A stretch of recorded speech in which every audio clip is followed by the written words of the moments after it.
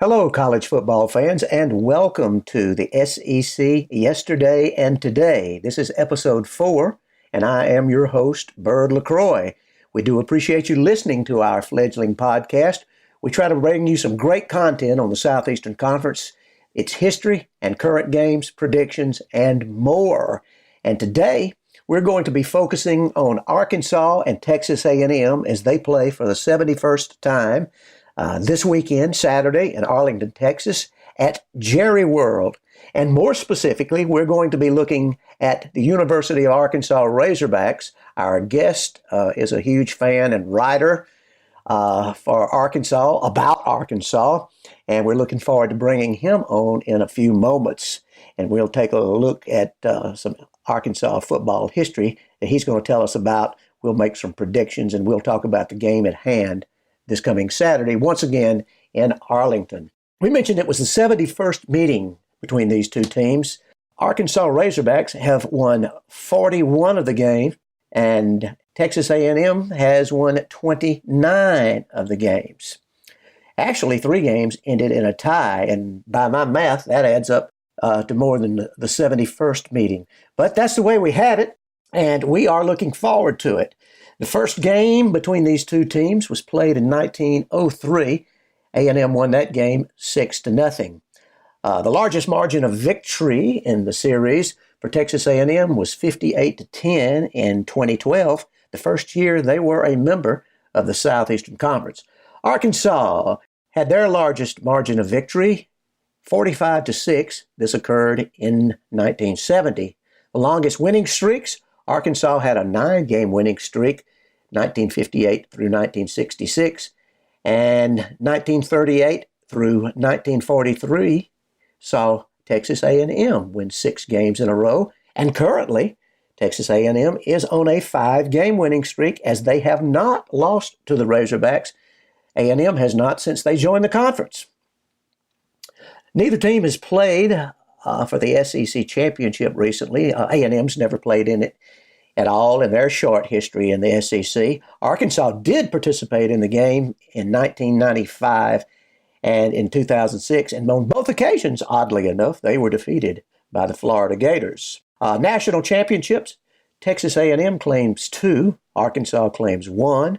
Conference championships, A&M 22, the Razorbacks 13, and all of those championships came when both teams were members of the old Southwest Conference, and both of those teams were charter members of that old Southwest Conference. Heisman Trophy winners, Texas A&M has 2. You remember the most recent one, Johnny Manziel. Arkansas has yet to have a Heisman Trophy winner. One oddity about the series of recent, the games played in 2014 and 2015 both ended in a tie, and A&M won both of those games in overtime. Also, some important games in the series. Arkansas's last game to play Texas A&M in that old Southwest Conference was in 1991, before they joined the conference in 1992. In that game, A&M defeated Arkansas 13-3. The series renewed in 2009, and Arkansas won that game over Texas A&M 47-19. And what I would like to do now is introduce our guest to you. He is Sharp Williams, and I did mention that he is a huge Hog fan. He's a member of the Football Writers Association of America, and he writes for Hog Database. That's HOGDB.com, HOGDB.com, the Hog Database. And Sharp is a bit of an expert on the Razor Athletic Department and the Razorback football team. And he's got a book that's going to come out very soon, and he'll tell us a little bit about that and a couple of interesting anecdotes he'll relate to us from that upcoming book of his. And so right now, it is indeed my pleasure to bring on to the show Sharp Williams. And hello, Sharp. It's great to have you with us on the SEC Yesterday and Today this week. How are you? I'm doing wonderful. I always appreciate you having me on, and I enjoy doing this. Well, that's great because this podcast is based a little more on yesterday than the SEC 411 is that Seth Marienbloom and I do. And I like to take a look back in my opening segment about some things from yesteryear. And I understand from talking to you and looking at your Twitter information that you are somewhat of an expert on early Arkansas Razorback athletic department and football history. So with that, I'm going to turn it over to you and let you tell us a little about that early Arkansas football history and some things that you might be doing in the way of that. So take it away, Sharp. Well, I really appreciate the opportunity to talk about that. And I hesitated really, and honestly, I wish I wasn't the expert, because there have been so many fabulous people who've come before me and who've written about Arkansas sports, but they've not really focused in on the early history. And what happened is that I write on Hog Database, and I was trying to put together a listing of games in the 1940s, and then I got into the 50s, and there became so many articles about the games that I was gathering that I thought, okay, we're not going to do this anymore. Let's go back and pick off some of these early seasons. So as I started poking around, I couldn't find anything.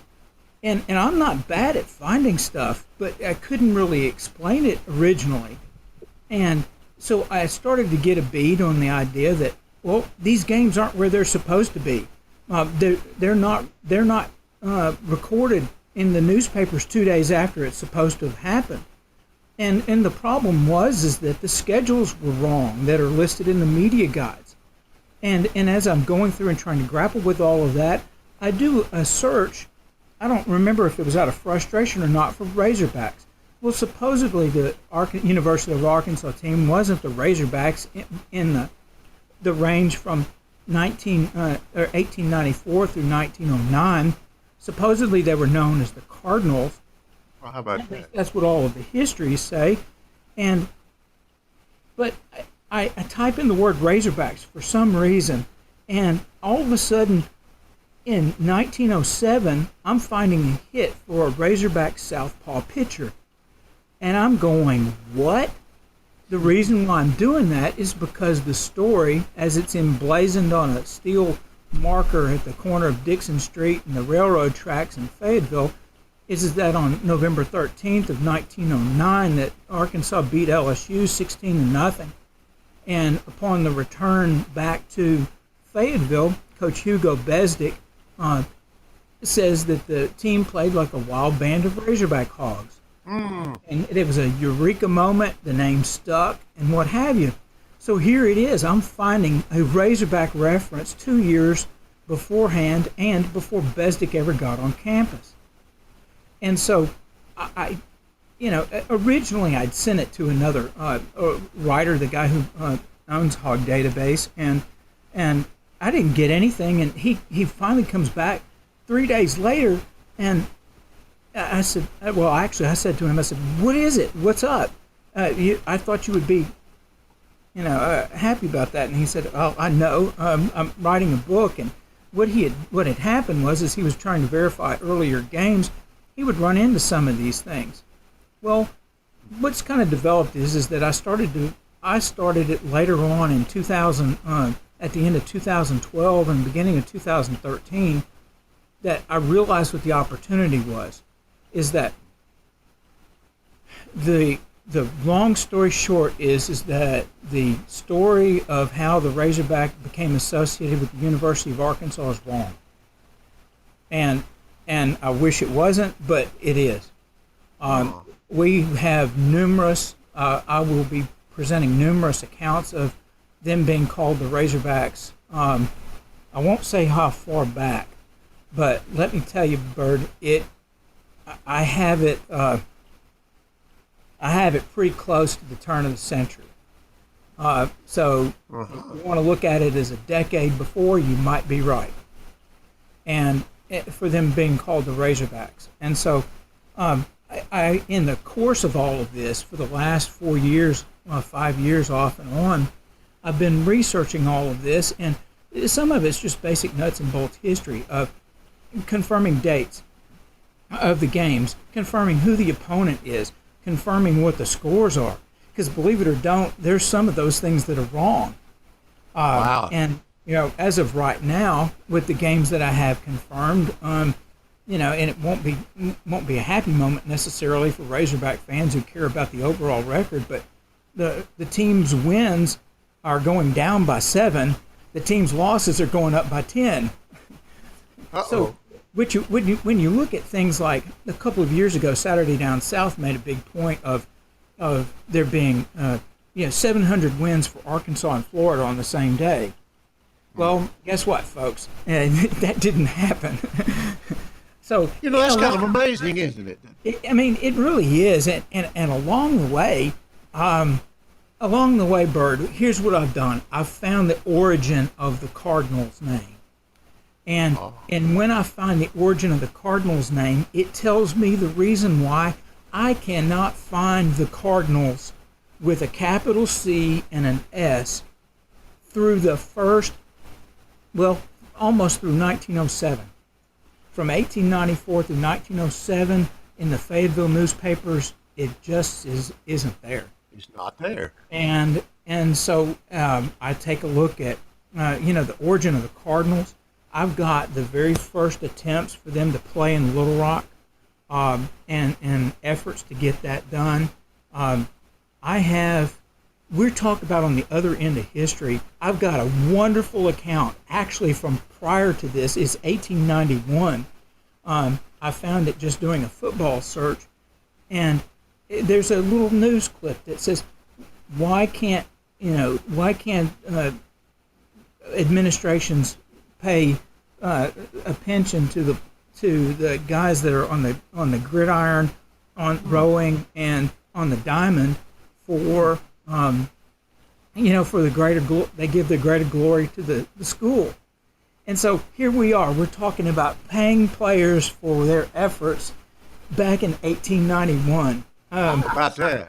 We're gonna, we're looking at the first parts of amateurism. We're looking at when the sport almost died at the end of the 1800s because it was so rough. There are death counts all the way up until 1911. Well, that's interesting when you get into the CTE and everything that goes on today and the parallels between now and then. That's really interesting. It is incredible, Bird, to have my head so far into that history and to realize where we are, that we're on the other side of it. And this has been a journey that I'm going to be, just thankful to share with everyone. Oh, wow, that is some interesting information there. And so now what went on then in those early years that you didn't find anything about the Cardinals? Can you find anything that they, any nickname that they may have been referred to as? Okay, one of the premises is going to be is that in the Fayetteville newspapers, I find more references to Razorbacks than I do to Cardinal. And when they do use the word Cardinal, it's with a small C and no S at the end. It's not the bird, it's the color. The color. Wow, and Stanford is a tree, aren't they? Yes. Yeah. Well, that's not dissimilar from Auburn and War Eagle and Plainsman and all of that stuff we have to deal with, too. That's there's always and there are different stories, there are different legends, and somehow we just don't really. I don't know if we'll ever know the whole truth of it all, but it makes for an interesting conversation. And for those of us who love our teams and the sport so very much, it's something that we can dig into. Well, and I tell you what, Bird, when I do something, it's going to be in black and white, and it's going to be lifted directly from somebody saying it at the time. So I learned my lesson with a couple of posts early on about blowback and changing people's expectations. Yes. Well, I really appreciate you whetting our appetite for what we might be able to find in your writing. And I really appreciate somebody that knows the history of their school and their sports and is so passionate about it as I am. And I'm looking forward to whatever it is you got coming to us. And what we'll do now is sort of move to the present and the game coming up on Saturday between Arkansas and Texas A&M. The game's going to be played once again in Arlington, and you've got two guys that are on the hot seat, I suppose. At least the media says they are, Kevin Sumlin and Brett Bielema. It's kind of a big game, so I'm going to let you take it and see what you think about the game coming up Saturday and all this talk about hot seat and so forth. Well, the contract that Bielema, first off, I think if you're going to talk about hot seat, that it begins with contract. And the reality is that Bielema's contract is hard to find. It's on some message boards here and there, but I'm good at finding stuff, and I still haven't seen a copy of it. The buyout originally right now is at $15+ million. Holy cow. That would put it up into Irish coach range, and Man. that's not going to happen.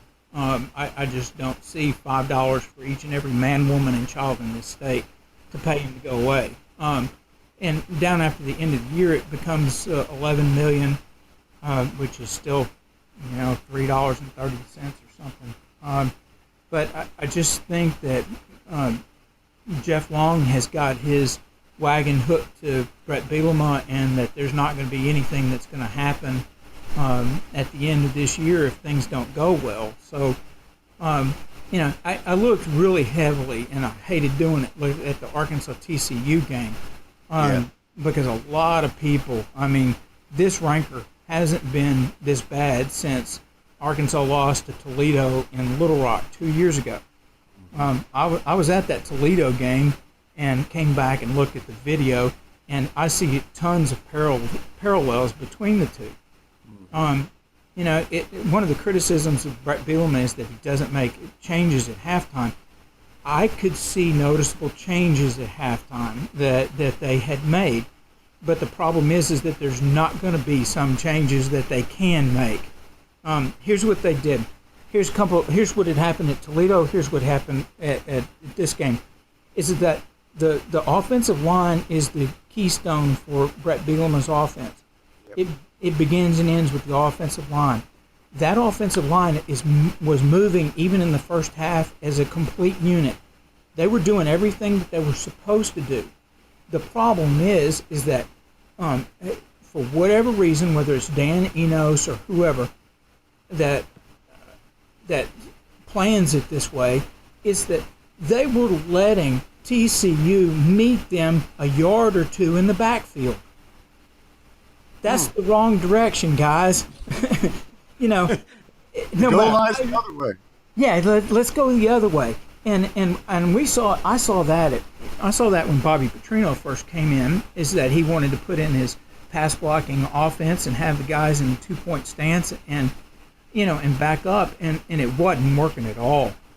When he finally started running into more of a play action like Alabama does, at least as they've historically done, is meet them at the line of scrimmage, hold your blocks, and don't let them through, and all of a sudden your quarterback starts to have time.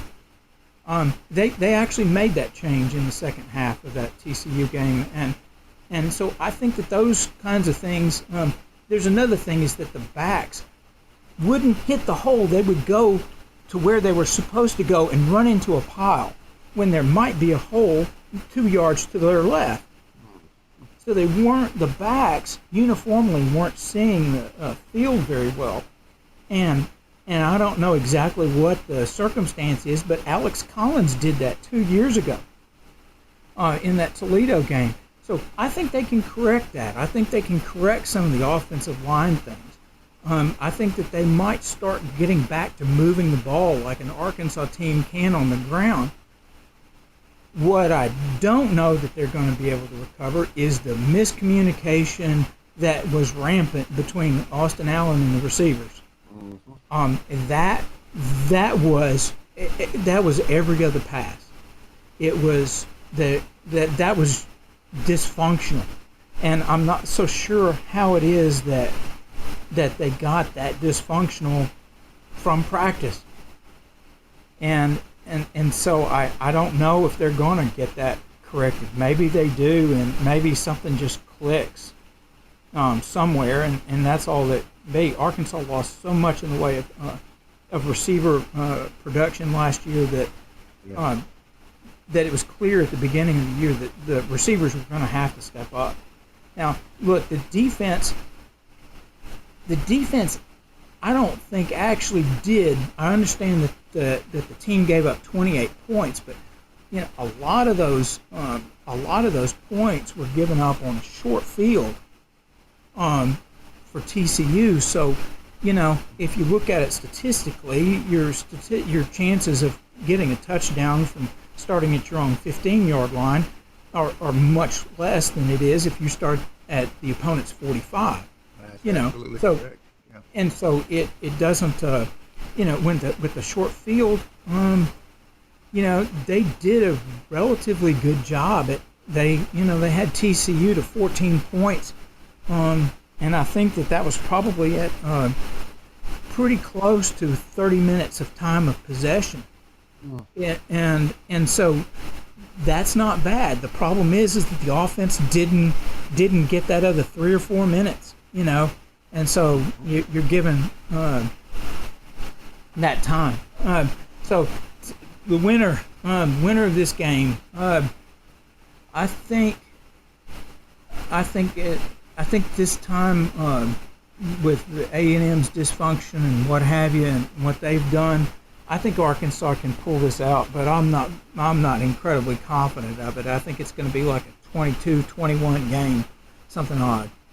Yeah, I've been thinking about this game along with the others and this should really be a close game. They've played a couple of good games there in Arlington in this series, and for the life of me, I can't see who could get a leg up in this. A&M showed a little life in the second half there last week. Even though they were down to Louisiana Lafayette at the halftime. But I don't know if you get the running game, Austin Allen can get it going, or if Sumlin can get anything going from his troops over there. It's a tough one to pick, but I'm going to go with the Hogs, too. I just think Bielema will get it straightened out, and they'll run the ball, complement it with a pass, and come out with a very hard-fought win. One stat I've not seen anyplace else, the last 3 seasons during regular season games, Arkansas has won coming off a bye week. They beat a ranked Florida team, they beat Auburn, and they beat a ranked LSU team. Mm-hmm. Well, that bodes well for them. And now let's move on down into the rest of the games that are going to be played around the Southeastern Conference this week. And we'll start alphabetically with a game in Nashville, Tennessee that they're getting excited about, Alabama and Vanderbilt. How do you see that one? Golly, I wonder who might win. No, I'm not picking against Alabama. I don't know. I wouldn't even pick against the spread. So whatever it is, just bet on Alabama to cover the spread. I'm going to go with Alabama, too. I think the spread is something like 18 and 19. I wouldn't mess with that. But as far as picking a winner, I think Vanderbilt will give them a fit for a while. But the Tide's superior talent and depth and experience will take over in the second half, particularly the fourth quarter, and they'll pull it out for sure. Now let's get down to my Auburn Tigers traveling to Columbus, Missouri to play a squad that's a little bit hard to read. Missouri Tigers.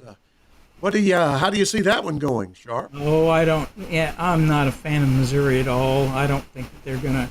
I don't think that they're gonna take Auburn, and I think Auburn's gonna go in there and get a win. I don't think Auburn's got to have a star quarterback to do it. Yeah, they've we're down to 2 quarterbacks now, with Sean White being dismissed from the team.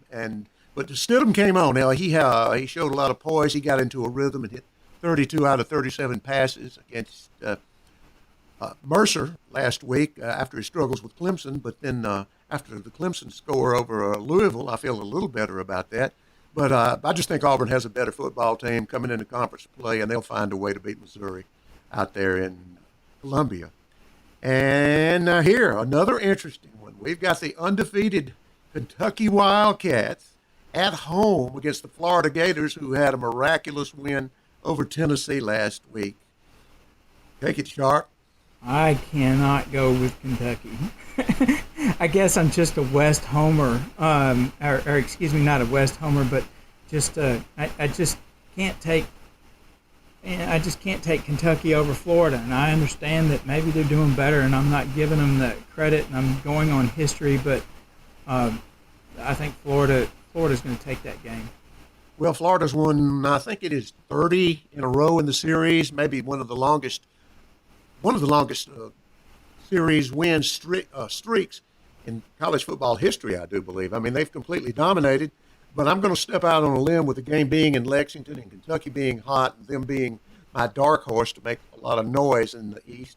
I am going to go with the Wildcats. Well, good luck on that one. All right. We're going to go another East-West matchup now with Mississippi State traveling to Athens, Georgia, and the Georgia Bulldogs. How do you see that one? I think Mississippi State. I'm not a big fan of really saying that a team's going to have a letdown, but I think that their drubbing of LSU last week, and then now you're going into you've given Kirby Smart some film, and I think Georgia's going to take that one. I think that'll be a close one. If it were in Starkville, I would be very tempted to pick Mississippi State, but you mentioned the LSU game, very emotional. I know they're going to be ready to play, but I think Georgia is just a little bit better, and being at home, I like Georgia. Okay, LSU in an intersectional game with Syracuse in Baton Rouge. Sharp. I week in and week out, I always think that LSU has got way too much talent to be doing as poorly as they do, and I'm still going to go with talent. I'll take LSU. Yeah, I'll definitely take LSU to rebound down there in the SEC version of Death Valley on Saturday night, I assume. Ole Miss has got a bye this week, and we've mentioned Mississippi State and Missouri, so we go to South Carolina versus La Tech, who has made a little bit of noise, but Mississippi State did whack them. Sharp? Well, why don't I end up? I'll make a shot and say La Tech in this one because I think South Carolina. I think South Carolina's wheels are coming off. Yeah, I thought they started so hot, and things looked really good with that win over NC State. And then Missouri, it's not really impressive, I guess, when you beat Missouri. We'll find out. But Skip Holtz has them doing pretty well down there, but I can't go against the SEC on this one, and I'll stick with the Gamecocks. All right, the Tennessee Volunteers with a chance to rebound against UMass in Knoxville. Oh, my goodness. Yeah, if they don't win that game, yeah. It's a hot seat, huh? Yeah, and Butch Jones might not see Monday. Well, tell me the truth. You're right. But definitely UMass will be one of those games, I think, where they'll be able to show up and win. I think they'll certainly do it. And let's see. I think that's got us as far as predictions go. And I was speaking of hot seats. We got about another minute and a half or so. So what we'll do, Bielema, Malzahn, and Butch were all hired at the same time, right? And right. All of the fannies are, according to so-called experts out there, all of those fannies are pretty hot. Do you see one hotter than the other, and how do you? What's your take on that situation with those three coaches? I would think that Bielema's would be, except he's got contract. He's got a big bun warmer, or bun cooler. Doesn't he though?